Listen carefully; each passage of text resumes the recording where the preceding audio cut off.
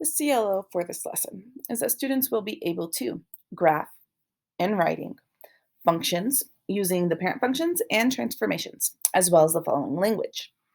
If then statements, parent function, transformation, translation, reflection, vertical stretch, and vertical compression. What do you think you're going to learn how to do in this lesson?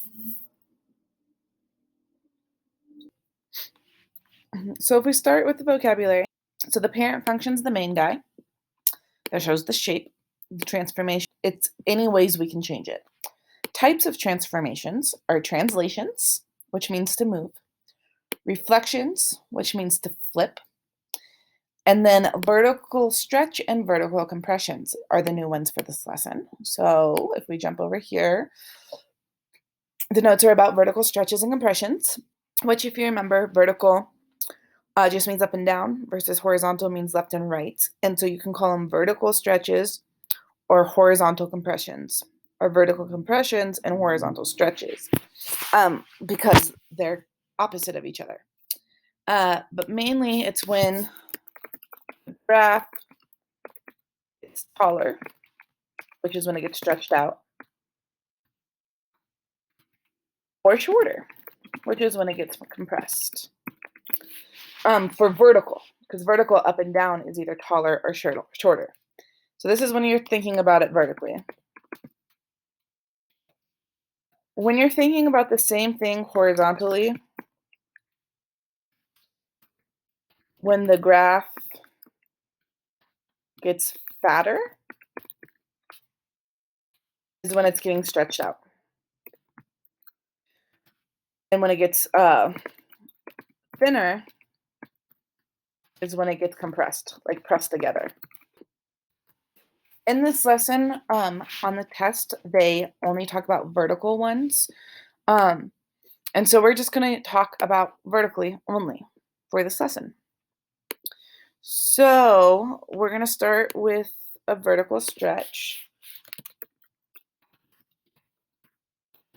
So what causes a function to vertically stretch?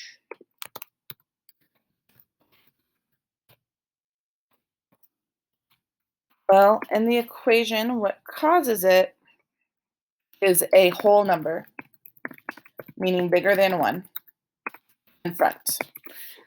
Because having just a 1 up front, well, a 1 of these is the same thing as just writing this. It's nothing. You're not changing it. But when I'm multiplying it by 3, it's going to make them all get a lot taller. It's going to stretch up.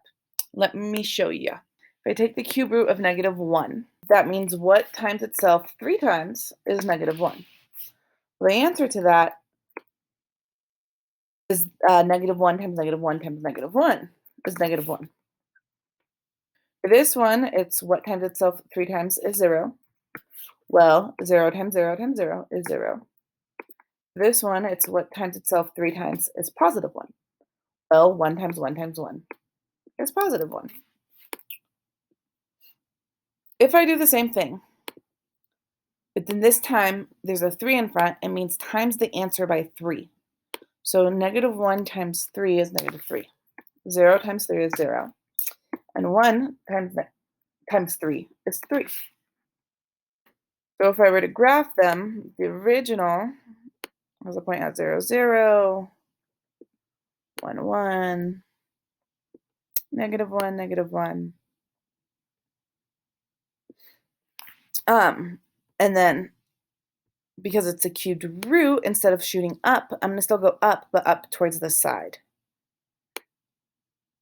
That, and then down towards the side, like that.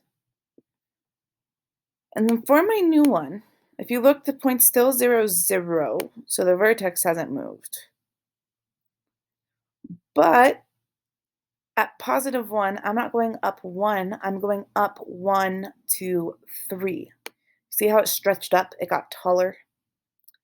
Same thing with -1. I'm not just going down 1, I'm going to go down 3 now. Down 1, 2, 3. So this whole thing vertically got a lot taller.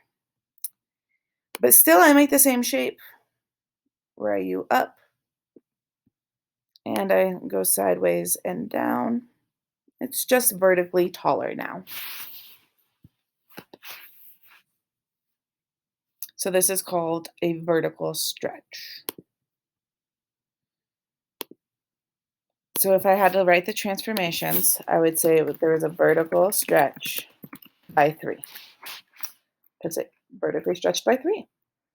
The parent function for this one was the cube root, which means the shape that we made with it was the sideways sort of S. And that's my graph. If they are trying to write this using notations, they would have said the parent function is the cubed root of x. So graph the parent function with the 3 in front being multiplied by 3. So whenever you do these, and there's more than one transformations in them, you always start when you graph by translating your vertex first. Like do your up, down, left, and right first. Then for your next 2 points, you're going to reflect and stretch or compress them.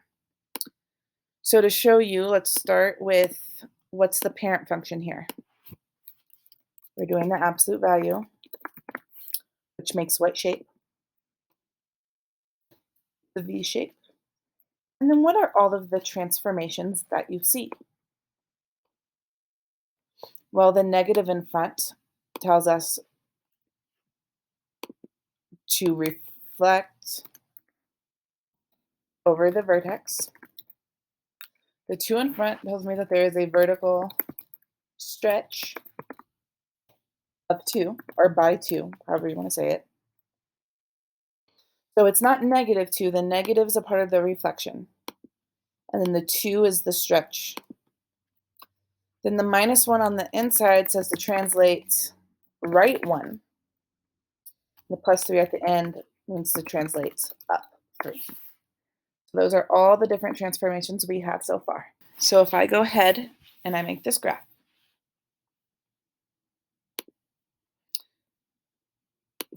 first I do my 2 translations. So I'm going to go right 1 and up 3 and put my new 0, 0 points.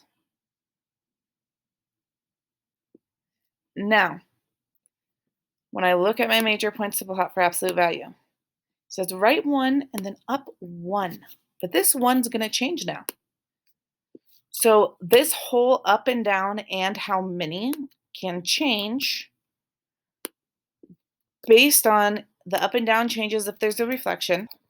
How much up and down depends on the vertical stretch slash compression.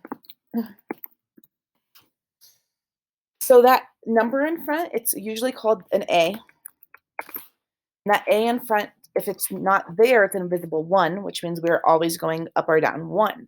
But if there's a different number there, then you go up or down that much, whatever that number is. So in this case, the vertical stretch is 2 and it's being reflected. So for absolute value, I usually write 1 up 1, but instead of up, it's going to be down because of the reflect. And instead of 1, it's going to be 2 because of the vertical stretch.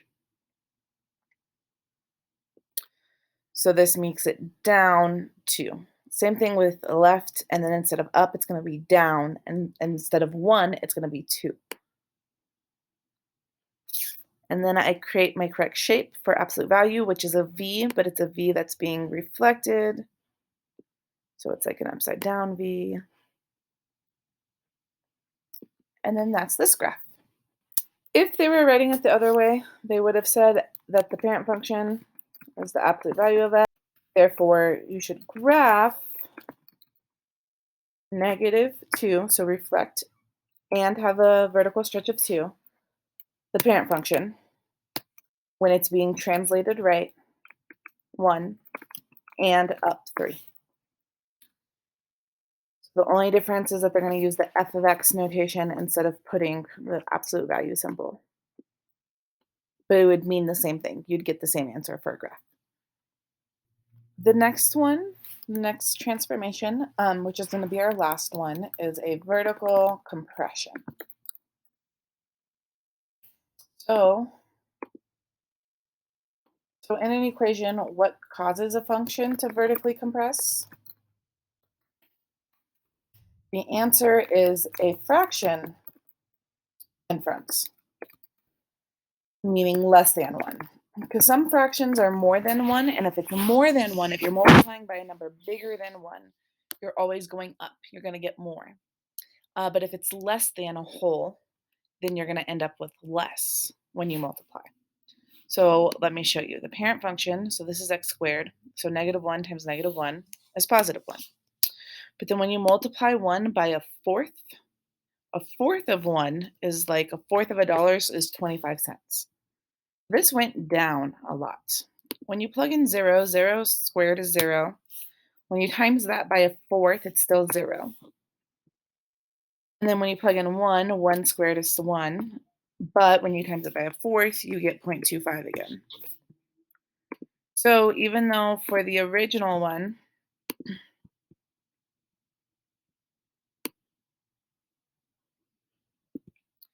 you got to go up a whole 1 on each side. For the new one, even though from 0, 0, they only want you to go up a quarter of the way, to 0.25. So not even half. It's really got vertically compressed. They squished it down. They made it really short, which means it's going to be shorter and fatter, so it gets really wide like that.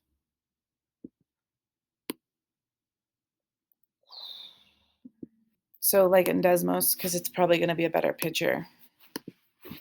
This is x squared. A number bigger than 1 in front, like 2, makes all of the points go up, and then it gets taller. But if it's a fraction, like 1/4, or here's 1/3, and now it got wider. Because the point at 1 got shorter, like this, so it makes the whole thing get wider as well. So we're going to call this a vertical compression, even though it's also known as a horizontal stretch, because it's getting stretched out horizontally. But the word we're going to use for it, instead of saying it's a horizontal stretch, we're going to call them vertical compressions, because that's what the test calls them. So the vertical compressions by 1/4, or you could have put 0.25 if you want.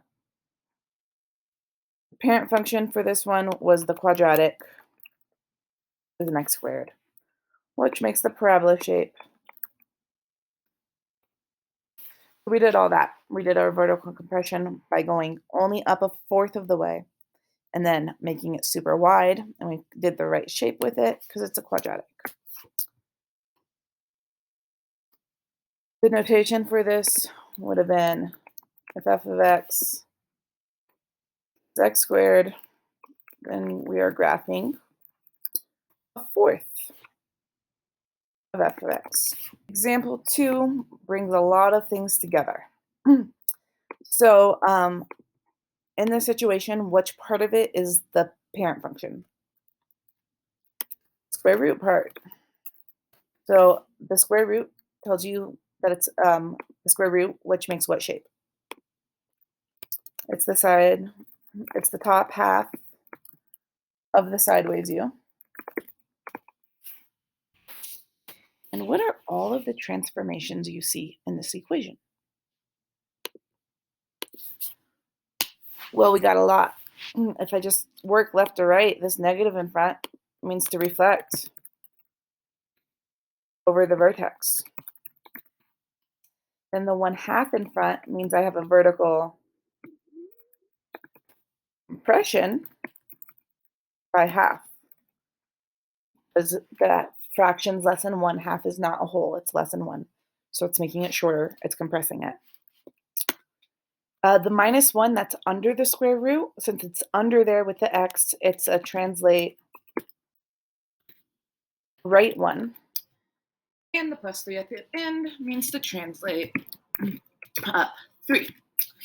So remember to begin, you always start Step 1, this is the square root graph, but you always start with taking a vertex, which usually starts at 0, 0.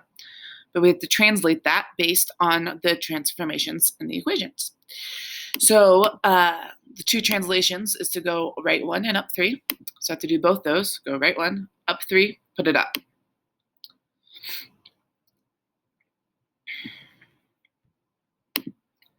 My next thing for the square root is to usually right 1 and then up 1 from that new vertex. But instead of up, if I have a reflection, which I do, I go down. And instead of 1, if I have a vertical compression or stretch, which I do by half, instead of going down 1, so right 1, down 1, but instead of 1, it's going to be half. Remember, it was down because of the reflection, and then it's only half of the way because of the vertical compression. So then I just make the correct shape, and so instead of the top half of the sideways U, it's the bottom half of it now because it got flipped over.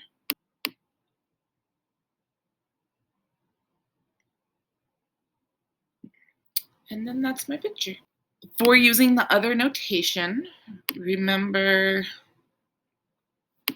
that they'll just tell you that the parent function is the square root of x, and then afterwards tell you to graph the fact that that parent function that you have in front, it's getting reflected, and it has a vertical compression of half. It's going to the right 1, so that's inside of the equation, and at the end is going up 3, so then that goes outside of the equation. So, using if-and statements and the vocabulary words, explain what you learned how to do in this lesson.